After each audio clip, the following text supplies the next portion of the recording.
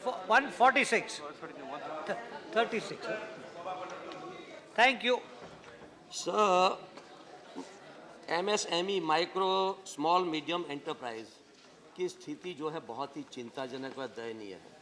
हम बड़े बड़े इंडस्ट्रीज़ की तो चिंता करते हैं, लेकिन मैं मंत्री महोदय से ये जानना चाहूँगा कि पिछले 2 साल में एमएसएमई कितने सीक यूनिट्स हैं और उसको रिवाइव करने के लिए हम क्या कदम उठाए जा रहे हैं, क्योंकि एनपीए नॉन परफॉर्मिंग एसेट के बारे में तो हम एआरसीसी के बारे में सोच रहे हैं, एसेट रिस्ट्रक्चरिंग कंपनी के बारे में, लेकिन जो micro small and medium enterprise है जिसकी हालत बहुत ही ख़राब है, उसके बारे में हम क्या करने जा रहे हैं? कितने सीक यूनिट हुए हैं 2 साल में, उसको रिवाइव करने के लिए क्या कोई कदम उठाने जा रहे हैं या नहीं उठाने जा रहे हैं? माननीय सदस्य ने जो मूल प्रश्न पूछा है, ये पूछा है कि the details of works being undertaken by the national small industry corporation in Gujarat, NSIC, इसके संबंध में मान्यवर ने प्रश्न पूछा है। ये दूसरा प्रश्न केशव राव जी का है जो आप पूछ रहे हैं, इसलिए ज़्यादा उपयुक्त होता कि जो आपने प्रश्न पूछा है उसी पर प्रतिप्रश्न पूछते तो ज़्यादा। मीडियम एंटरप्राइज, अगर मैं ये पूछ रहा हूं कि कितने सीक मैं बता रहा हूं, उसको रिवाइव करने के लिए आप क्या कदम उठाने जा रहे हैं? तो भी मैं बता रहा हूं, लेकिन NSIC के बारे में आपने सवाल पूछा था और ये पूछा था कि गुजरात में गत 2 वर्षों में NSIC के द्वारा कितने उद्योगों को आगे बढ़ाने का प्रयास किया गया, ये प्रश्न था आपका, मूल प्रश्न था। उसके बारे में हमने तैयारी की। तो भी आपने जो पूछा है कि कितनी सिक इंडस्ट्रीज हैं, माननीय मैं बताना चाहूँगा कि जो रिजर्व बैंक ऑफ इंडिया की तरफ से आंकड़े आए हैं 5,77,000 के आंकड़े हैं, और उसमें MSME के बारे में जो है उसमें लगभग जो हर उस सिक यूनिट्स को आगे बढ़ाने की दृष्टि से जो रिवाइव हो सकती हैं उनके लिए जो प्रयास किया गया है, हमने कुछ प्रयत्न किया है उस दिशा में। जो NPA होने के क्रम में है उनके लिए भी प्रयत्न किया है, और वो हमने किया है ये framework for revival and rehabilitation of the enterprises. इसमें जो NPA होने वाला होगा या जो सिक यूनिट है रिवाइव होने की प्रक्रिया में है, ये दोनों बैंक को आवेदन करेंगे और बैंक जो है उसको विचार करेगा। रिजर्व बैंक ऑफ इंडिया की तरफ से हमें निर्देश आया है कि जो 10 लाख तक की यूनिट है उनके बारे में तो बैंक मैनेजर ही विचार कर लेगा, और इसके ऊपर की यूनिट के बारे में एक कमेटी बनेगी, उस कमेटी का नाम होगा करेक्टिव एक्शन प्लान कमेटी। वो कमेटी विचार करेगी कि विलफुली NPA हो रहा है या सचमुच हो रहा है, और उसको अवसर प्रदान किया जाएगा कि इतने दिनों के अंदर वो रिस्ट्रक्चर कर ले। तो ये रिवाइवल के दृष्टि से प्रयत्न किया है। दूसरा जो सिक होने की ज़्यादा स्थिति निर्माण होती है वो रजिस्ट्रेशन के प्रक्रिया के अंतर्गत बहुत जटिलताएं हैं। उन जटिलताओं को दूर करने के लिए भी हमने रजिस्ट्रेशन की प्रक्रिया जल्दी हो, इसके लिए एक नया उद्योग आधार मेमोरेंडम ऑनलाइन किया है हमने।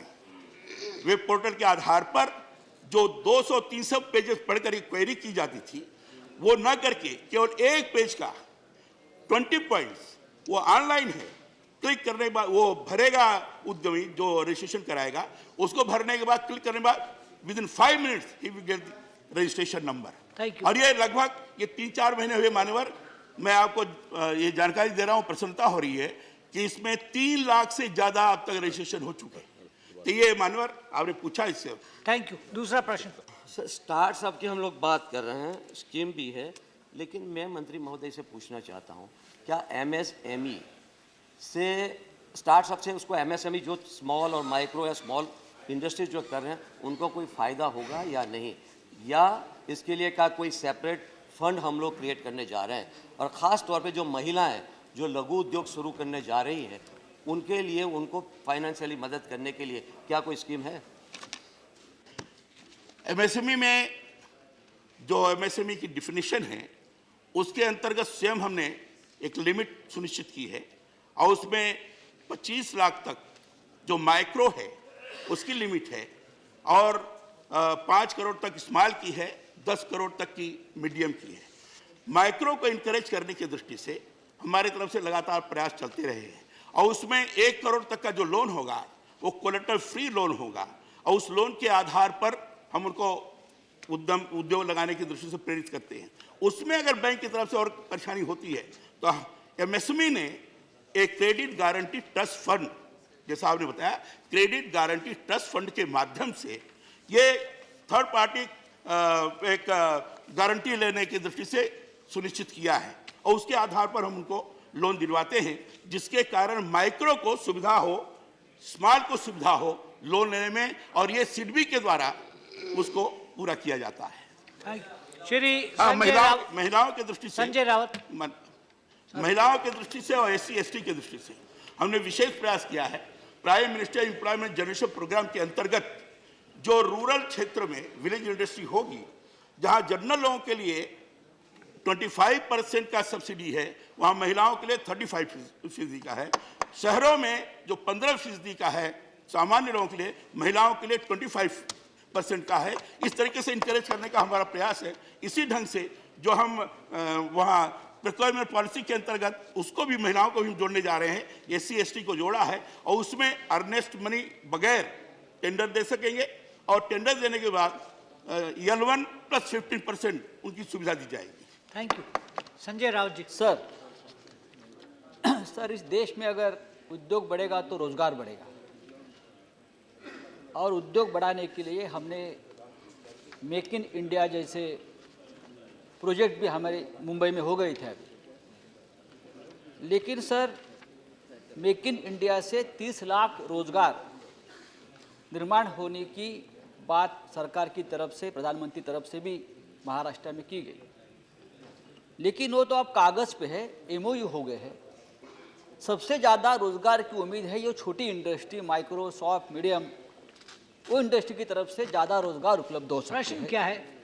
सर मेरा प्रश्न है कि सरकार ने अपने उत्तर में कहा है कि NSIC के माध्यम से गुजरात को 2013-14 में 50,080 करोड़, 2014-15 में 116.16 करोड़ और 2015-16 में 89 crore as a credit support Gujarat को मिला है for the industry, small industries. मेरा प्रश्न है, अब तक 2016 तक महाराष्ट्र सरकार को महाराष्ट्र में इस तरह से कितना क्रेडिट सपोर्ट मिला है for small industries, micro industries and medium industries? सवाल गुजरात पे है सर, देश की बात है जी हाँ। स्टेट के हिसाब से जबकि हमारे तरफ से कोई धन का आवंटन नहीं होता है, स्कीम्स के हिसाब से होता है, और स्कीम्स के हिसाब से हमने गुजरात के बारे में सवाल पूछा गया था, उत्तर दिया है। महाराष्ट्र के बारे में उसको इकट्ठा करके आपके पास भेज दूंगा। Thank you. Shri Praveen Rajpal. You will appreciate and know that Ahmedabad was one time Manchester of India. There were 60 textile mills in Ahmedabad itself. Now there is none. Only one LTC mill is working. Thousands of educated and uneducated youth are unemployed. And we are all waiting for small-scale industries to start. But as admitted by the ministry, only recently NSIC has started one livelihood business in at Rajkot. Now Gujarat has got cities, urbanization in Gujarat is highest in India. If it is 70-30 in India, in Gujarat it is 60-30, 40% urbanization. Unemployed youth is there. There is no name of Rajkot, Bhavnagar, Jamnagar, Vadodara, Surat, only one city name is given. So I want to know from the Honorable Minister, how are you going to take care of all urban cities of Gujarat where educated and uneducated youth employment is highest? Thank you. मानवर, ये जो प्रश्न है NSIC, ये केवल schemes को उद्योगों के विकास की दृष्टि से लागू करती है, और उसके लिए NSIC का जो काम है कच्चा माल को देना, NSIC का काम है ऋण सहायता प्रदान करना, NSIC का काम है जो टेंडर है और कंसोर्शियम मार्केटिंग है उसको प्रदान करना, टेक्निकल असिस्टेंस प्रदान करना, क्रेडिट परफॉर्मेंस क्रेडिट रेटिंग के दृष्टि से करना, और साथ ही साथ मान्यवर जो अनेक प्रकार की परेशानियां जाती हैं उद्यमियों को, उनको बैंक से कैसे राहत प्रदान किया जाए, इस दृष्टि से विचार करना। इस हिसाब से केवल हमने एक नई स्कीम चालू की है, Aspire, A scheme for promotion of innovation, rural industry and entrepreneurship. इस हिसाब से इंक्यूबेशन सेंटर एक खुला है राजकोट में, और ये स्कीम जो अभी प्रारंभ हुई है, अभी 7-8 महीने पहले प्रारंभ किया है। उस स्कीम्स के अंदर हमने ये livelihood business incubation centre Rajkot के अंतर्गत खोला है, और उसका बड़ा लाभ है, एम्प्लॉयमेंट जनरेट करने की दृष्टि से उसका बड़ा उपयोग होगा। हम इंडस्ट्री खोल रहे हैं ऐसा नहीं है, NSIC को सहयोग प्रदान करता है प्रारंभ से ही। श्री लाल सिंह भदौरिया। माननीय अध्यक्ष श्री, मैं आपके माध्यम से मंत्री जी से पूछना चाहता हूं कि खादी ग्रामोद्योग MSME के अंडर आता है, और गुजरात में खादी और ग्रामोद्योग की स्थिति कुछ नाजुक है, तो खादी और ग्रामोद्योग को बढ़ावा देने के लिए क्या सरकार ने MSME के द्वारा कोई योजना बनाई है? मानवर, ये भी मूल प्रश्न से तो अलग है, लेकिन तो भी इस समय हमने कई इनिशिएटिव लिए हैं खादी ग्रामोद्योग को आगे बढ़ाने की दृष्टि से PMEGP के माध्यम से। Thank you. क्वेश्चन 137। पूछता हूँ। Honorable Chairman, sir, the answer to the question is laid on the table of the House. Yes. माननीय सभापति जी, आदरणीय नरेंद्र मोदी जी प्रधानमंत्री बनने के बाद स्वच्छ भारत अभियान एक अत्यंत महत्वपूर्ण एक घोषणा है, और सारे देश के हृदय इसको ये छुआ है। विद्यालय, कंपनियां, अलग अलग लोग इसको बड़ी अच्छी मात्रा में लिए हैं। अभी 3.5 साल महात्मा गांधी जी के उस ऐतिहासिक जन्मदिन के लिए हम एक सुंदर भारत की कल्पना कर रहे हैं। ऐसे स्थिति में क्या ये सरकार विचार कर रही है? सबसे बड़ा गंदगी रेलवे के स्टेशन के आसपास में होता है, उसके शहर के हिसाब से 1 किलोमीटर, आधा किलोमीटर, 2 किलोमीटर, इसके बारे में कोई स्वच्छता के दृष्टि से। साथ ही साथ टूरिस्ट प्लेस है, धार्मिक स्थान है, और इससे बढ़कर एक महत्वपूर्ण बात मैं कहना चाहता हूं, जो मैं पूछना चाहता हूं, यानी जब तक भारत में प्लास्टिक के ऊपर बैन नहीं लगाया जाएगा, शायद ही ये स्वच्छ भारत का अभियान असफल हो सकता है। इस दिशा में सरकार एक सभी मंत्रालय से जोड़कर और इस प्लास्टिक पर बैन लगाकर एक ऐतिहासिक स्वच्छ भारत की कल्पना को पूरा करने में सरकार कारीगर उतरेगी। मैं माननीय मंत्री जी से पूछना चाहता हूं। जी, वो दूसरा सवाल को पहले मैं जवाब दूंगा। ये प्लास्टिक का ऊपर बैन लगाने का विषय मेरा मंत्रालय के अंतर्गत आता नहीं, मगर ये डिमांड कई इलाके से आ रहे हैं, वो एक मुख्य कारण भी है। उसको समुचित मंत्रालय से मैं बातचीत करके यहाँ का जो गंभीरता है विषय के बारे में देश भर में उनको अवगत कराने की कोशिश करूँगा। सेकेंडरी, जिन्होंने कहा रेलवेज या पब्लिक यूटिलिटीज़, उस आसपास में गंदगी ज़्यादा होता है, ऐसा सदस्य ने सवाल उठाया। उसके बारे में मैं उनको कहना चाहता हूँ, Indian railways have taken up provision of mobile bio toilets in coaches to prevent open discharge of human fecal matter. So far 30,000 bio toilets have been fitted in 9,700 rail coaches as per the information that is already furnished. But the point honorable member has raised is, sir, metro station, railway station, airport, bus stand, the surroundings has to be taken care by those organizations. They have been already given proper advice, they have been sensitized also. With regard to half a kilometer, 1 kilometer, that again comes under the purview of the local body, whether it is panchayat or the municipality. Municipalities or panchayats also provide good number of funds. They are all engaged in this work. I am happy to share with the House, this movement is becoming a people's movement slowly. I am confident by the targeted date, this will become a reality. Thank you. दूसरा प्रश्न। माननीय सभापति जी, अच्छे उत्तर मिले हैं, फिर भी मैं एक बात पूछना चाहता हूं कि यह जो 2 अक्टूबर महात्मा गांधी जी की जयंती आती है। इसके अलावा मैं कई बार देखता हूं सरकारी कचेरियां जो होते हैं, राज्य सरकार के हो या केंद्र सरकार के हो, कई बार 26 जनवरी 15 अगस्त केवल नाम मात्र होते हैं। चारों तरफ पुराना बिल्डिंग रहता है, गंदगी रहता है, everybody's office is nobody's office का होता है। विशेष इसके लिए बजट प्रोविजन कर केंद्र और राज्य सरकार अपने कचेरियां एक जिंदा कचेरी के रूप में 26 जनवरी और 15 अगस्त को विशेष ध्यान देकर इस जो स्वच्छ भारत का अभियान को और भारत के उन पवित्र उत्सवों को गौरव देने के दिशा में मंत्रालय और सरकार विशेष ध्यान दे, ये मेरी प्रार्थना है। This is a good suggestion, but it's already receiving the attention of the government. All the ministries have been sensitized. In fact, I had a meeting with a number of my colleagues also, and every minister has been asked, first of all, to clean their offices.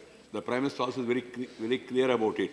And they have also chosen particular occasions also, and periodically, in every quarter, for every quarter, certain areas are selected, certain sub-components are selected for cleaning of those areas and sectors also. That also has been the mandate given to the different ministries. Sir, in addition to this, 3 important initiatives were taken because Swachh Bharat depends on solid waste management. One is the sanitation, drinking water, then solid waste management. So for the solid waste management, sir, 3 important initiatives were taken. I will briefly mention one within half a minute. One is waste to compost. Now the cabinet has approved it, and we are going to give subsidy also for converting waste to compost. Otherwise, people will not do it. And then second one is waste to energy, renewable energy. That also has been approved now, and we are also going to give a mandate to the DISCOMs, electrical companies, to use certain amount of power generated by this renewable energy also through waste to energy plants. And thirdly, the construction material, whichever is lying vacant at a number of places, the C&D, that also now I had a meeting with 6 ministers, including the Minister for Consumer Affairs, with regard to Bureau of Indian Standard. They have relaxed the norm and said certain portion of this C&D material, waste material, can be used for construction purpose. That will also consume a lot of C&D material. Otherwise, C&D material itself is becoming a big problem in many of the cities because construction is going on a large scale and nobody removes it also. These aspects also are being attended to. Thank you, Shri Pawan Kumar Verma. Sir, the question is focused on the impact of the Swachh Bharat Abhiyan. I'd like to ask through you, the Honorable Minister, that whatever the details he has provided on substantial achievement, how much of the total budget has been spent on the publicity projection of the Swachh Bharat Abhiyan? What is the percentage of this expense as compared to the total budget for this project? And how does this expense compare with normal Government of India norms for the projection and promotion through print and electronic media of such welfare programs? Does he have a concrete answer? Thank you. Sir, this is about the impact. Impact cannot be quantified in such short time. Though I understand the purport of the question, it cannot be quantified in this short duration. But at the same time, when 4,17,000 toilets are constructed for the girl children in the schools, things have improved in the schools. That much I can tell you considerably. Secondly, with regard to urban areas also, the moment is catching up day by day, and now everybody is saying Swachh Bharat, they are talking about it, some people are doing it, some people are doing it seriously. Third point, which Honorable Member Sri Vermaji has asked, is about how much money is spent for publicity.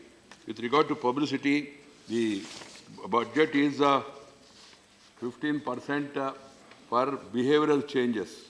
Both and urban bodies together are trying to change the mindset of the people through various campaigns, through print media, through electronic media, and also we have also requested various icons from public life to come forward and lend their voice and also their personality so that it will catch up the image of the people very effectively. Then I also had an interaction with the Honorable Minister for HRD, wherein because the schools and education institutions, they are in large number. The children, sir, recently have seen NDTV. Amitabh Bachchan ji also was there, voluntarily has come forward. The entire day, morning to evening, he was there in the television channel, exhorting the students to participate in this program in a big way. Simply by advertisement alone, it will not suffice unless people are properly motivated.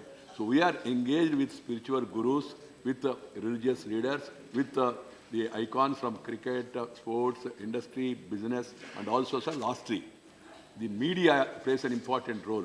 I'm happy to share with the House certain media groups across the country. It's very difficult to name all of them. They have taken it as a campaign, and they are devoting adequate space every day to focus what are the good examples, success stories, and what are the bad examples also, because that is also required so that to alert the local administration. Capacity building of the urban local bodies is an important component to really make them to understand about the scheme. So the ranking of cities also on the basis of Swachh Bharat has been initiated recently. We have taken up the ranking also. Now I have addressed to all the states asking them to rank the states within the cities within the state, wards within the city. This also is going to really give some more impetus to the campaign. Shrimati Vandana Chavan. Minister just mentioned that the Swachh Bharat Abhiyan is becoming a people's movement. No doubt, sir, when the Prime Minister declared this movement, there was a lot of enthusiasm amongst the citizens. But now we see that the enthusiasm amongst the citizens is also fading out because the local government authorities are not responding the way they should. So there are two things which need to do. The mindsets of people have to be changed. And secondly, if they don't do it, sir, they need to be penalized. And even the officers need to be penalized or made accountable in case they are not responding to the need. So is the government really thinking about how to make the officers more accountable if they don't really follow the demands of the citizens for the Swachh Bharat Abhiyan? Federal system, central government, state government, urban local bodies. At the end of the day, it is the urban local body, either panchayat or the municipality, who has to lead this campaign, we have to supervise this campaign, we have to monitor this campaign, we have to get involved. The relevant question asked by Honorable Member is about dereliction of duty for non-performance of the officers or the employees concerned. It's a big issue, sir.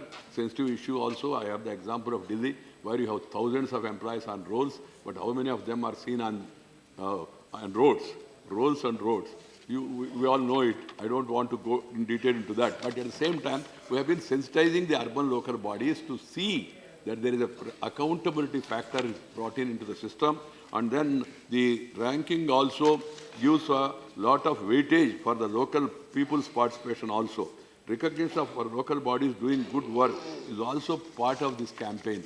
And lastly, sir, we are having a three-pronged strategy. First, trying to educate the people, changing mindset. Second one is creating infrastructure, creating a toilet, sanitation facility, solid waste management. Thirdly, last option, which we have not yet tried, we have to first create mindset, make people prepared, penalization also. Certain countries, like, for example, like Western countries and Singapore, they have that system. But I can't straight away go to that system without creating infrastructure. Somebody coming to Connaught Place, if you want to go for urination, if there's no public toilet anywhere, you can't ask him to go back to your native place and then have it there. So we have to create infrastructure also. So we are doing both. Shrimati Rajni Patil. Sir, मैं आपके माध्यम से मंत्री जी को पूछना चाहती हूँ कि बड़े बड़े शहरों में स्वच्छता के साथ कचरे की पुनर्चक्रण का बहुत बड़ा प्रश्न निर्माण हुआ है और ख़ास तौर पे मुंबई जैसे शहर में जो डंपिंग ग्राउंड का प्रॉब्लम है देवनार में, वो प्रॉब्लम बहुत ही गंभीर स्वरूप का हो गया है क्योंकि उसमें बहुत बार आग लग जाती है।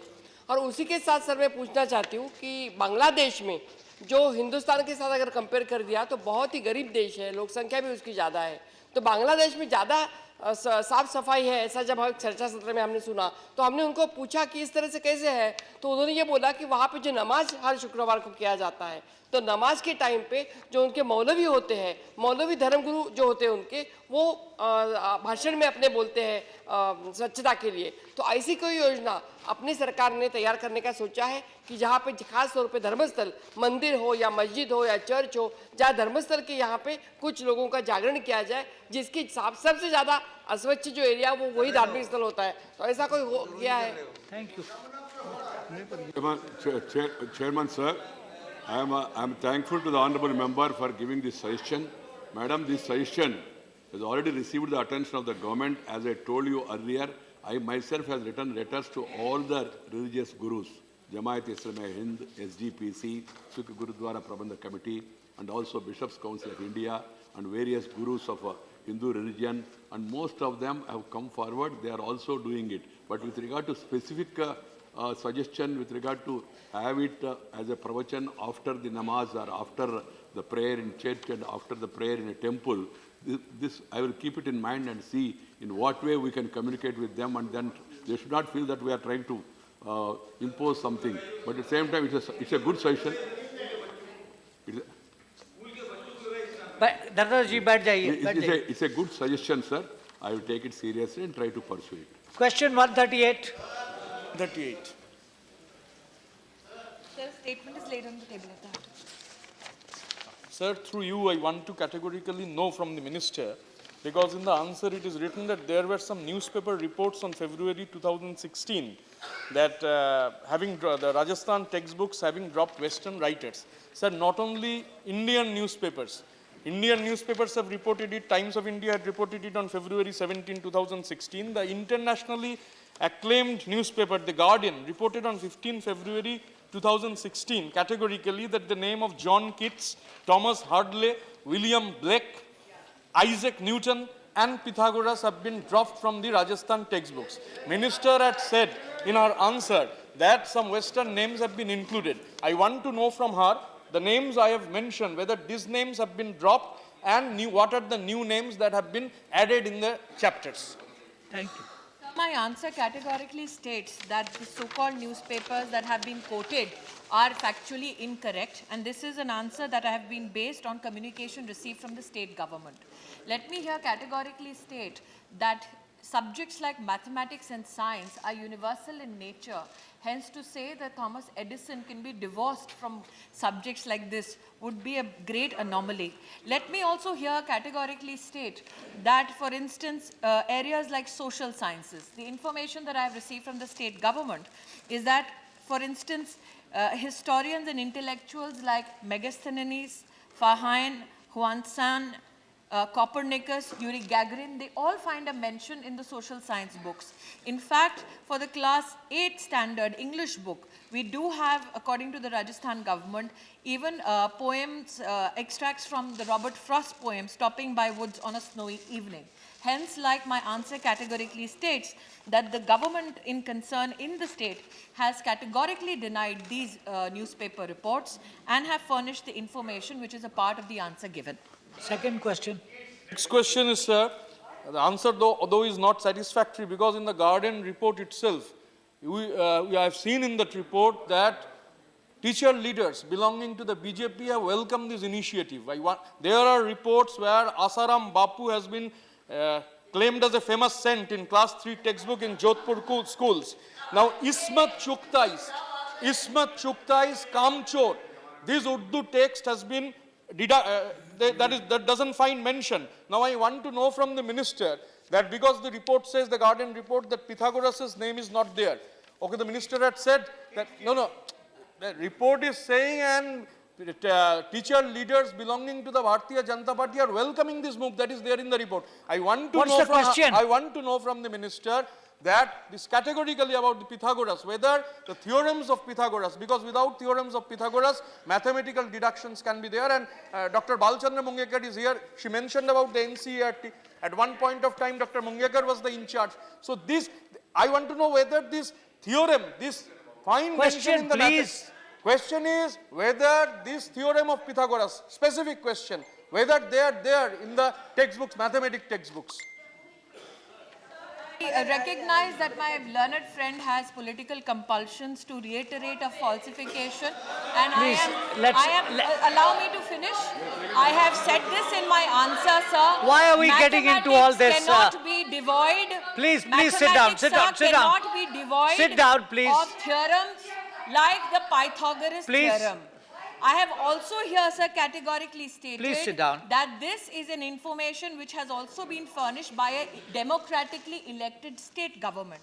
However, for my learned colleague to impress time and again that in this August House, information furnished by the government of India and a democratically elected state government is not to be taken cognizance of, and a newspaper report which is basing its report on suppositions that mathematics now will be devoid of Pythagoras theorem, I think, sir, I'm extremely aggrieved. I'm reiterating that Pythagoras theorem cannot be divorced from the teaching of mathematics in any classroom, let alone the state of Rajasthan. Thank you. Shri Anil Kumar Sahani. महोदय, माननीय मंत्री जी से मैं जानकारी लेना चाहता हूं, जिस प्रकार से अभी आया है बहुत सारे विद्वान के नाम पाठ्य पुस्तक से हटा दिए गए और इसके कारण बहुत सारे पतन होते जा रहे हैं। आपने स्वतंत्र छोड़ दिया है, जो आप अपने जिसको चाहे उसको रखें, जिसको चाहे उसको हटावे। मैं आपसे पूछना चाहता हूं कि देश के लिए जो अपने आप को हंसते हंसते फांसी पर चढ़ गए, खुद्दीराम बोस, अमर शहीद जुब्बा सहनी, बांगुर सहनी, आपको बैकुंठ शुक्ला जी, इन लोगों का नाम पाठ्य पुस्तक में क्यों नहीं जोड़ा जाता है? अगर इन लोगों के नाम आप जोड़ते हैं तो उन बच्चों को देश के प्रति त्याग और भावना का, बलिदान का जो आएगा वो पढ़ेगा बचपन से। उस लोगों को नहीं जोड़कर आसाराम जैसे लोगों का नाम आ जाता है इसमें जोड़ने के लिए। इस पर मैं आपसे पूछना चाहता हूं कि आप इन लोगों का नाम जो अमर शहीद हुए, हमारे जननायक कर्पूरी ठाकुर जी हुए जिन्होंने गरीब को जगाने के काम किए, लोहिया जी हुए, इन लोगों का भी नाम अम्बेडकर जी हुए, इन लोगों का नाम पाठ्य पुस्तक में क्यों नहीं जोड़ा जाता है, ताकि आए दिनों हमारे बच्चे जो होनहार बने, देश का जिम्मेवार बने। इससे मैं मंत्री जी से पूछना चाहता हूं कि इनको आपको जोड़ने का प्रस्ताव है कि नहीं? अगर है तो क्यों, और नहीं है तो क्यों नहीं? मैं आदरणीय प्लीज सर, प्लीज मैं धन्यवाद देती हूँ आदरणीय सांसद का, जिन्होंने इस बात का उल्लेख किया कि जो शहीद हुए हमारे राष्ट्र के लिए और जिन्होंने संग्राम किया, संघर्ष किया ताकि हमारा राष्ट्र आज़ाद हो सके, उनका उल्लेख हमारे पाठ्यक्रम में होना चाहिए। संवैधानिक दृष्टि से महोदय मैं ये कहना चाहूँगी कि नेशनल करिकुलम फ्रेमवर्क जिसका आगाज़ हुआ साल 2005 में, उसके अंतर्गत सभी राज्य सरकारों के पास इस बात का अधिकार है कि वो अपने पाठ्यक्रम को एनसीईआरटी का सिलेबस तो देखें ही, किंतु उनका संवैधानिक अधिकार है कि वो अपने पाठ्यक्रम को फिर राज्य की दरकार के हिसाब से उसको कहीं ना कहीं अडेप्ट करें। ये कहना भी सच होगा कि जो राजस्थान की सरकार है उन्होंने हमें इस बात की इन्फॉर्मेशन दी है कि जैसे कि इन्होंने बात की कुछ स्वतंत्रता सेनानियों की, तो अशफाक उल्लाह खान की पत्र भी कक्षा 8 में पढ़ाया जाता है। मुझे इस बात का भी उल्लेख करते हुए हर्ष है कि जो परमवीर चक्र विजेता हैं उनके बारे में वीर गाथा प्रस्तुत राष्ट्र के सामने करने का सौभाग्य मेरे मंत्रालय को प्राप्त हुआ और मैं आभार सार्वजनिक रूप से व्यक्त करना चाहती हूँ कि एनसीईआरटी ने भी जो राष्ट्र की सरहद पर शहीद होते हैं ऐसे हमारे सैनिकों की वीर गाथाओं को एडिशनल रीडिंग मटेरियल के माध्यम से पूरे राष्ट्र को समर्पित किया। हमने जब स्टेट के एजुकेशन मिनिस्टर्स के साथ बैठक की थी, सभी राज्य के शिक्षा मंत्रियों ने उसका समर्थन और उसकी सराहना भी की। और साथ ही मैं ये भी कहना चाहूँगी कि राष्ट्र के इतिहास में पहली बार, चूँकि राष्ट्रवाद के मुद्दे पर आदरणीय सांसद ने अपनी चिंता को व्यक्त किया है, तो राष्ट्र के इतिहास में पहली बार हमने सभी राज्य की सरकारों से अपील की कि हमारे जो स्कूली छात्र हैं वो जाकर सरहद पे हमारे जवान कैसे तैनात होते हैं, कैसे राष्ट्र को सेवा देते हैं, उसका भी अनुभव करें। और मुझे कहते हुए खुशी है कि सीमा दर्शन नाम के कार्यक्रम से एक सप्ताह स्कूली बच्चों ने अखनूर में बिताया और अटारी वाघा बॉर्डर पर 26 जनवरी राष्ट्र के सैनिकों के साथ मनाया। Thank you. Shri Goyal. Thank you very much. मेरा प्रश्न बहुत छोटा है सर, लेकिन उन माँ बाप के लिए इतना बड़ा प्रश्न है कि उनकी ज़िंदगी का भी सवाल हो जाता है। हम लोग डीपीएससी और सीबीएसई स्कूल को हम परमिशन सेंट्रल गवर्नमेंट देती है, उसका राज्य से कोई ताल्लुकात होते नहीं है। जो ये बेटी पढ़ाओ बेटी बचाओ स्कीम के अंतर्गत जो बेटियों को जो प्रोटेक्शन देने की बात है, कई स्कूल में सर सीबीएसई स्कूल और डीपीएससी स्कूल में ऐसा होता है कि बच्चियों को टॉर्चरिंग किया जाता है, उसको मानसिक त्रास इसलिए ऐसा दिया जाता है कि कुछ भी गलती करे तो उसको बोला जाता है कि तुम कैसे पास होती हो, तुम कैसे इस साल आगे बढ़ती हो, मैं देखती हूँ। ऐसे प्रिंसिपलों को सामने हम लोग क्या ऐसे स्टेप लेके ये स्कूल को बंद, क्या है? प्रश्न मेरा यही है कि माननीय मंत्री श्री से मैं जानना चाहता हूँ कि ऐसे आपके पास कंप्लेन आती है तो ऐसे स्कूल और ऐसी प्रिंसिपल के सामने स्टेप लेना चाहोगे कि नहीं? Is it related to this question? Though it's not No. related to the question, I would still like to, since it's an issue of public concern, मेरा आग्रह है सांसद महोदय से कि ये जो प्रश्न उन्होंने पूछा उसका संबंध इस प्रश्न से बिल्कुल So नहीं then है। don't reply. फिर भी, Let's move on. फिर भी सर, अगर इनके ध्यान में ऐसी कोई भी घटना आती है जिसमें किसी भी Please, no, that's not the किसी question. छात्र को प्रताड़ित कर रहा है कोई भी प्राइवेट स्कूल, तो वो अगर मेरे ध्यान में लाएंगे और हमारे अंतर्गत किसी बोर्ड के Thank अंतर्गत you. आता है, उसके हम लोग सूचना Thank बोर्ड you. को कहेंगे कार्रवाई करने। Dr. Mungekar. Sir, I will not be at all surprised if Newton's name is removed from the syllabus for the very simple. I am asking question in half minute because the name was mentioned of Newton. I will not be at all surprised if Newton's name is removed in the present dispensation, because if you can say that plastic surgery was available 5,000 years ago, so we can say that law of gravitation was discovered before Newton. My specific question is with reference to this. I hear that in course of time, some paragraphs of Savarkar's Hindutva and Golwalkar's bunch of thoughts also are to be included in the textbook from 1st to 10th standard. Is it correct? Thank you very much. Thank you. Sir, my appeal through you to the entire house is, this is a house of elders that the entire nation listens to. Instead of propagating new fears and pointing out baseless allegations which cannot be substantiated No, by please any answer his fact- question. I am answering, sir. Allow me Please to, answer his question. Allow me to construct Sit my down. answer. Allow me Please. to construct my answer. No, please sit As I down. have Just been- answer as the I have- question. No, allow me to construct my answer as I deem fit, sir. Please.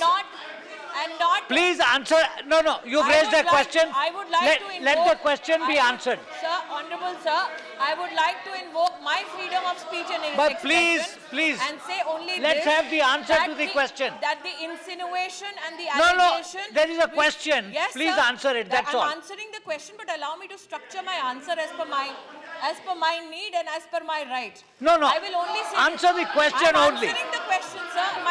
Please permit me not to be interrupted. I will only No, say sit down, sit down. that this Sit down. allegation, Please sit which down. has been made Sit by the down. honorable member is absolutely baseless. All and right, this is an fine. allegation which is something which Thank you. surprises me from a learned colleague like Mr. Thank you. Mungekar. Question 179. 39, sorry. I beg your pardon. 139. Let the answer be given. उत्तर सभा पटल पर रख All दिया। right, thank you. प्रश्न पूछिए. Sir, Question, thank you, please. sir. Sir, I would bring to the notice of the government through the chair that last session many questions regarding CSR funds were asked in both the House of Parliament, but government has failed to give proper replies. It is a well-known fact that the leakage, diverting and siphoning of CSR funds meant for development works happens in the country. It is established fact that CSR funds are routed through charitable trusts which are governed by rules of respective states, and there is no centralized system to track these trusts. My question is, what are the steps to be taken by government for establishing a centralized system for prevention of diversion of CSR funds through trust? Thank you. सभापति जी, सदस्य ने जो CSR fund के बारे में चिंता जताई है, मैं उनकी चिंता से सहमत हूं। जो CSR का फंड, यदि उसका दुरुपयोग होता है तो उस दुरुपयोग को रोकने की आवश्यकता है, लेकिन दुर्भाग्य से एक भी शिकायत लिखित रूप में मंत्रालय को अब तक नहीं मिली है, विभाग को अब तक नहीं मिली है। यदि लिखित शिकायत मिलती है तो निश्चित रूप में उस शिकायत पर कार्रवाई हो सकती है। CSR के माध्यम से प्रश्न संख्या जब 137 का यहाँ पर वेंकैया जी जवाब दे रहे थे, तब स्वच्छ भारत अभियान का जिक्र यहाँ पर हुआ। मुझे यह कहते हुए, सदन को जानकारी देते हुए यह प्रसन्नता हो रही है कि स्वच्छ भारत अभियान में सबसे अधिक योगदान यदि किसी का है तो वो हमारे CPSUs के CSR का है, और इसी वजह से स्वच्छ भारत अभियान को हम सफल बनाने में कामयाब रहे हैं। Please, please सभापति जी, और इसीलिए यदि कोई विशेष सदस्य के पास कोई शिकायत है इस प्रकार के दुरुपयोग की, और यदि वो सदस्य विशेष स्पेसिफिक शिकायत को यदि हमारे समक्ष रखेगी तो निश्चित रूप में उस संदर्भ में कार्रवाई की जाएगी। Thank you. Second question. Honorable Minister says there is no complaints. Actually, I asked about whether government is aware of the media reports regarding misuse of CSR funds, not about the complaints.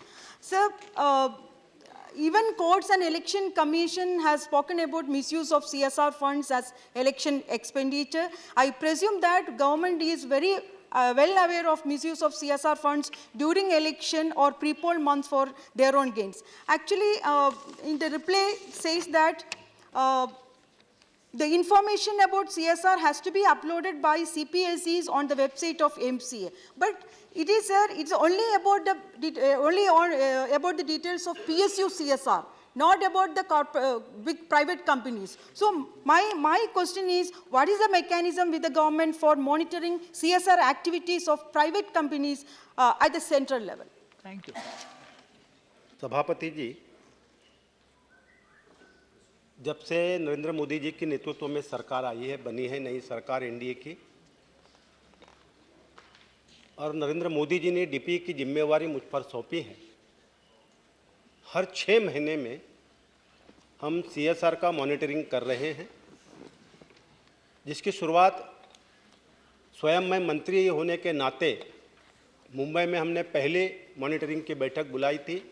Western region के सारे सीपीएसयूज को आमंत्रित किया था, और इसी प्रकार के हर 6 महीने से हम मॉनिटरिंग कर रहे हैं, और इसी प्रकार की सूचना हमने विभाग को दी है कि समय पर मॉनिटरिंग होना आवश्यक है। जो अखबारों में खबरें आती हैं, उन सारी खबरों का संज्ञान निश्चित रूप में हम विभाग के ओर से लेते हैं, और इसीलिए जो सीपीएसयूज है या प्राइवेट कंपनीज हैं, ये सारी प्राइवेट कंपनियां या हमारे पब्लिक सेक्टर है, ये कंपनी एक्ट के तहत चलता है, और उस कंपनी एक्ट के तहत यदि कोई सीएसआर का दुरुपयोग होता है तो उस सीपीएसयूज को भी अधिकार है, उस कंपनी को भी अधिकार है, और उस बोर्ड को भी अधिकार है कि उसके खिलाफ कार्रवाई करे। और यदि इस प्रकार से कोई कार्रवाई नहीं होती है और उसकी जानकारी हमें दी जाती है, तो मैं आश्वस्त करना चाहूँगा सदन को कि मेरे मंत्रालय द्वारा यदि वो सार्वजनिक उपक्रम है तो जो कंसर्न मिनिस्ट्री है उसके द्वारा योग्य कार्रवाई की जाए। Private companies. Information about the private companies. सीधा संबंध सरकार का प्राइवेट कंपनी से सीधा संपर्क नहीं है, संबंध नहीं है। गाइडलाइन हम उन्हें देते हैं, गाइडलाइन हमें देते हैं, लेकिन उसका कोई कंट्रोल प्राइवेट कंपनी का कोई कंट्रोल सरकार के पास नहीं है। दिशा निर्देश हम जरूर देते हैं, जो सीपीएसयूज को वही प्राइवेट कंपनी को लागू है, उनको भी कार्रवाई करना चाहिए। यदि नहीं करते हैं और कोई विशेष कंपनी के बारे में आपकी शिकायत है तो निश्चित रूप में सरकार द्वारा उस प्रकार से कार्रवाई की जाएगी। श्री पुनिया। धन्यवाद सभापति जी, मुझे आपने मौका दिया। कॉरपोरेट सोशल रिस्पॉन्सिबिलिटी एक शब्द को पढ़ने से ही ऐसे लगता है कि शायद ये फंड इसलिए बना है कि जो पिछड़े इलाके में अनुसूचित जाति, आदिवासी, अल्पसंख्यक ऐसे क्षेत्रों के विकास के लिए, ऐसे लोगों के विकास के लिए जो कमी रह गई है उसको पूरा करने के लिए ये फंड बना है। शिकायतें बहुत आ रही हैं मीडिया के माध्यम से भी। माननीय मंत्री जी ने बहुत स्पष्ट रूप से कहा है कि कोई कंप्लेंट नहीं। मैं माननीय मंत्री जी से जानना चाहूँगा, पार्लियामेंट की स्टैंडिंग कमेटी का प्राविधान है और क्या उनकी जानकारी में है कि इस विषय पे विशेष एक रिपोर्ट पार्लियामेंट्री स्टैंडिंग कमेटी जिसके आप मंत्री हैं, पब्लिक एंटरप्राइजेस, उसकी रिपोर्ट आई है और उन्होंने लिखा है कि इसमें बहुत ही बड़ा घपला हुआ है। क्या माननीय मंत्री जी उसको कंप्लेंट के रूप में या शिकायत के रूप में नहीं जानते हैं? ये मैं जानना चाहूँगा। सभापति जी, स्टैंडिंग कमेटी की रिपोर्ट का कॉग्निजेंस मंत्रालय द्वारा लिया जाता है। जो सिफारिशें की जाती है उन सिफारिशों को भी स्वीकार किया जाता है। मैंने उत्तर में यही कहा था कि जो दुरुपयोग हो रहा है, इससे हम दुरुपयोग को नकार नहीं रहे हैं, लेकिन जहां पर भी दुरुपयोग हो रहा है उस संदर्भ में कोई स्पेसिफिक शिकायत कार्रवाई करने हेतु मंत्रालय में अब तक कोई प्राप्त नहीं हुई है। यदि कोई स्पेसिफिक कंप्लेंट आती है तो हम उसके खिलाफ कार्रवाई निश्चित रूप में कर सकते हैं, लेकिन दुरुपयोग को रोकने का प्रयास हम कर रहे हैं। मैं पुनिया जी सदस्य हैं, इनसे सहमत हूं कि पूरे देश की जो रचना है हमारे, और उसमें जो रीजनल इम्बैलेंस है, चाहे वो सामाजिक हो या चाहे प्रादेशिक हो, उस इम्बैलेंस को कम करने के लिए CSR द्वारा जो विकास की योजनाएं, विकास के कार्यक्रम किए जाते हैं और अधिकतर इसी दिशा में ये खर्च होने की आवश्यकता है। सरकार द्वारा यही निर्देश दिए जाते हैं, यही गाइडलाइन सरकार द्वारा दी जाती है, और इसीलिए मैंने स्वच्छ भारत अभियान का जिक्र शुरू में यहाँ पर किया। वो एक उसका सफल उदाहरण है। यदि दुरुपयोग होता है तो निश्चित रूप में उसको रोकने के लिए हम मॉनिटरिंग कर रहे हैं, और मॉनिटरिंग करते हुए यदि कोई शिकायत हमें प्राप्त होती है तो आवश्यक कार्रवाई की जाएगी। डॉक्टर जेठिया। माननीय सभापति जी, CSR सामाजिक दायित्वों का निर्वाह करने की एक अच्छी पहल है, और निश्चित रूप से इससे उन लोगों को फ़ायदा हुआ है जो कि अनदेखे रह जाते हैं, और इस दृष्टि से CSR में कंट्रीब्यूट करने के लिए एक निश्चित प्रतिशत तय किया गया है, और ये निश्चित प्रतिशत उनको कंट्रीब्यूट करना चाहिए, और ऐसे कंट्रीब्यूशन से वो काम भी ठीक प्रकार से करे, उसकी समीक्षा भी होना चाहिए। जैसा अभी माननीय मंत्री जी ने कहा कि इसकी समीक्षा की पद्धति के निर्देश दिए गए हैं, किंतु यदि इसके निर्देशों को और अच्छे तरीके से समीक्षा करने के उपाय किए जाएं, क्योंकि ये सर रिस्पॉन्सिबिलिटी के साथ साथ CSR के साथ साथ NSDF भी इस प्रकार के खेलों के विकास के लिए और बाकी की रिस्पॉन्सिबिलिटीज़ CPUs को और बाकी के लोगों को दी गई है, किंतु ये इतना ढीला ढाला स्ट्रक्चर है कि इसमें से कुछ लोग तो काम कर रहे हैं और कुछ नहीं कर रहे हैं। मेरा कहना है कि इसको सुनिश्चित करने के लिए जो आपने निर्देश दिए हैं उनका पालन ठीक प्रकार से करने के लिए आप क्या उपाय करने वाले हैं? DP द्वारा, सार्वजनिक उद्यम द्वारा हम हर 6 महीने में मॉनिटरिंग तो कर रहे हैं। मॉनिटरिंग करते हुए जो 14-15 के फिगर हमारे समक्ष आए हैं, इसमें देश भर के जो सार्वजनिक लोक उद्यम हैं 129, जिनको खर्च करना था CSR पर 3,558 करोड़ रुपए, जो 2% नेट प्रॉफिट से जो आता है उससे, और इस 14-15 साल में जो खर्च हुआ है वो 2,447 करोड़ रुपए। अमाउंट वैसे ये साइजेबल है, और इसलिए जो सामाजिक दायित्व को जिम्मेदारी CSR के माध्यम से हम निभा रहे हैं, और इसी दिशा में मंत्रालय द्वारा निरंतर ये प्रयास, ये कोशिश करते, चाहे निजी हो या चाहे पब्लिक सेक्टर हो, CSR का सदुपयोग हो। श्री तपन Sen. Sir, my question is that actually the whole concept of CSR was brought by the Department of Public Enterprise only.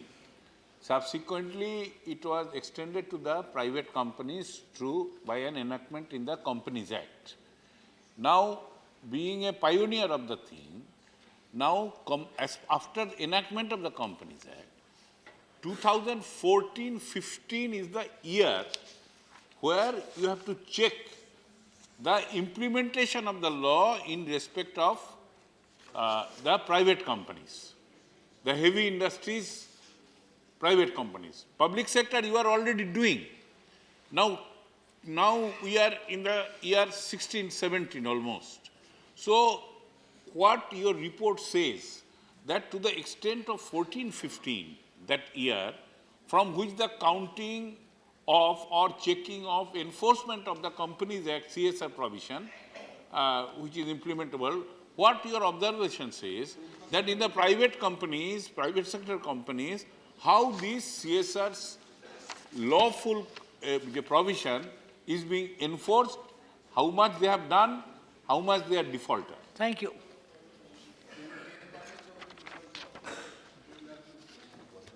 सभापति जी, जहाँ तक सार्वजनिक लोक उद्यम का सवाल है, CPSUs का सवाल है, उसकी जिम्मेवारी निश्चित लोक उद्यम विभाग की है। जो निजी इंडस्ट्रीज है, निजी कंपनियां हैं, ये सारी कंपनियां कॉरपोरेट अफेयर्स के अंडर आती हैं।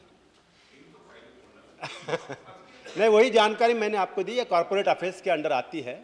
तो जहाँ तक मेरे मंत्रालय का सवाल है, लोक उद्यम विभाग का सवाल है, हम उनकी जानकारी रखते हैं और केवल जानकारी नहीं रखते तो यदि CSR में कोई दुरुपयोग होता है तो उस संदर्भ में सुझाव भी दिए जाते हैं। Thank you. Question 140.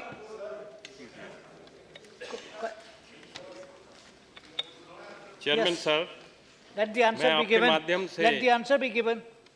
Statement is laid on the table of the House. Yes. Now proceed. Chairman sir, मैं आपके माध्यम से माननीय मंत्री जी से जानना चाहता हूँ, सुब्रमण्यम के नेतृत्व में बनी समिति में जो 5 सदस्य हैं, क्या उनमें SC, ST व अल्पसंख्यक वर्ग का भी प्रतिनिधित्व है? Number 1। Thank you. The honorable members notice that when a committee for evolution of the education policy was constituted, the issues that were looked at hand was the administrative experience of the committee members, not only in the center or the state, but also in the area of NCERT. And the committee was thus constituted. In fact, one of the committee members, and I, with an apology to her, I'm making a declaration here. In fact, one of the committee members, Shailaja Chandraji, asked me, please appoint me because I've been an able administrator. Do not look at me from the context of gender.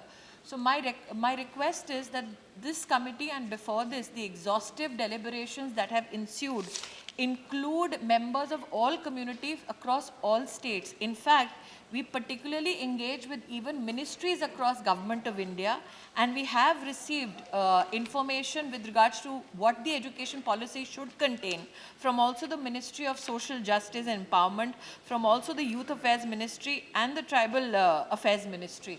Hence, to say that any community would have been excluded from deliberation is not factually correct. दूसरा प्रश्न, ये नई शिक्षा नीति कब तक लागू की जाएगी? Awaiting the draft from the committee. Post the receipt of the draft, it is my intention that across the country we call upon every education minister and education secretary in the states, deliberate with them on the draft which has been submitted, follow proper constitutional guidelines to ensure that this engagement and this discussion also happens with my cabinet colleagues, and post that after exhaustive deliberations happened on the draft which is submitted by this committee, can I give a timeline with regards to when the policy will roll out? Thank you. Shri Bhupinder Singh. Thank you sir. Sir, बात यह है कि जो education policy के बारे में बार बार यहाँ चर्चा हुई है, तो एजुकेशन पॉलिसी जो बनाने जा रहे हैं आप, यूनिफॉर्म एजुकेशन पॉलिसी, उसके अंदर क्या आप इसके बारे में ज़्यादा गुरुत्व देंगे कि नेशनल इंटीग्रेशंस के ऊपर नेशनलिज्म, पेट्रोटिज्म के बारे में सबसे ज़्यादा सिलेबस के अंदर में सबसे ज़्यादा उसके अंदर बच्चों को जो शिक्षा दी जाएगी, उसके लिए मैं पहले इंडियन हूँ, इसके बारे में सबसे ज़्यादा जात पात और धर्म से ऊपर उठ के ऐसी सिलेबस जो नई पॉलिसी बनेगी, उसके ऊपर कुछ सुझाव जो आपके पास अभी तक 1.5 लाख सुझाव आए हैं, उसमें ज़्यादातर ये सुझाव हैं क्या और इसके ऊपर आप गौर करने को जा रहे हैं क्या? Extend my appreciation for the concern that has been expressed by the senior colleague with regards to this question. Yes, we have received suggestions from across the nation, and patriotism and nationalism is at the forefront. But I would also like to say here, sir, that to address the national education policy from the nomenclature of uniform education policy will do a great disservice to the diversity of culture, heritage, language that we have across the states. I particularly also recognize that there are many MPs that I had written to, in fact, in both houses of parliament. 11 have written back to me with their views. 2 honorable members that I can today, in fact, thank personally is Dr. Karan Singh. PL Punia Sahab was here. In fact, he also in his communication to my ministry has stated that they would like to see that there is no disparity between communities and classes in terms of the education that is given. Shri Tiruchi Siva. Thank you, Chairman, sir. Ministry se aata hai. Sir, the committees, whether they are given any terms of reference. And I would like to know from the ministry that the recent statistics show that out of the passed out engineering graduates, only 26% are employable. So instead of making just producing graduates, whether the new education policy will aim at producing candidates who are employable, and will it aim at that? And do you fix any terms of reference to the committee? Thank you, sir. Committee has been requested to ensure that apart from drafting a policy, it also gives us a framework for action. Like I have said in the answer before, that this framework for action and the rollout of the same will be worked upon and implemented in conjunction with all state governments. But absolutely, it is true that I as a minister also am concerned about not only education but also the fact that our institutions enable employment opportunities for the graduates that come out of our institution, irrespective of them being from engineering institutions or from institutions that even impart education in the social science sector. And I'm sure that the committee, given that apart from the exhaustive deliberation that has happened across the nation, I'm given to believe that the committee itself has conducted over 120 meetings themselves, including regional workshops, based on all the information given to them from, and particularly, sir, I'd like to thank here that over 1,687 urban local bodies, 5,990 blocks have given us their suggestions, apart from the fact that 1,10,623 villages has given their written suggestions to us as to what they aspire this policy to have, and employability is very much one of the factors. Shri Ghulam Rasool Belwai. It's not here. जिस हिसाब से माननीय मंत्री महोदया ने अपनी बात बताई, इस वक्त जो पूरे मुल्क में ख़ास तौर से एजुकेशन से और समितियों के ताल्लुक से जो माननीय सदस्य ने सवाल किया सुब्रमण्यम से रिलेटेड, उसमें बहुत सीधा सा सवाल था कि उसमें अल्पसंख्यक और आपके पिछड़े ओबीसी के लोग हैं कि नहीं। तो मैं ये जानना चाहता हूँ कि क्या हमारा मौजूदा जो सेटअप है एजुकेशन का और कमेटियों के गठन का, कहीं ऐसा तो नहीं कि इस दो बड़े सेक्टर को सिन से आउट करने की कोई नीति है? अगर नहीं है तो आखिर इनमें क्या कसूर है कि इनको नहीं लाया जाता है? Sir, I would like to very humbly appeal to the honorable member that I don't want to invoke my own sermon to show how micro-minorities are also a part of deliberations. I will only say this, sir, that including the Honorable Minister seated right before me, the Ministry of Minority Affairs, sir, was also very much a part of the deliberations that were undertaken. I can particularly also give public thanks to Anjuman Islam, an educational institution from Mumbai, that also deliberated on issues with regards to education. So let me reiterate, sir, every community, every social segment was taken into consideration, and now because the government has given it to able administrators to give us a framework for action and a described policy, we are awaiting a response from them in terms of a policy draft. Question 141. Question 141, sir. Sir, statement is there on the table. As per the answer given here, it is very clear that 60,64,230 children within the relevant age group are out of school. And out of this total out of school students, 46,35,405 students are from SC, ST and minority communities, which means 75% of the total out of school children are from these communities. So I want to know whether the government has any special plan, sub-plan for ensuring these students in schools. Thank you. I'm afraid question hour is over. House is adjourned till 2 p.m.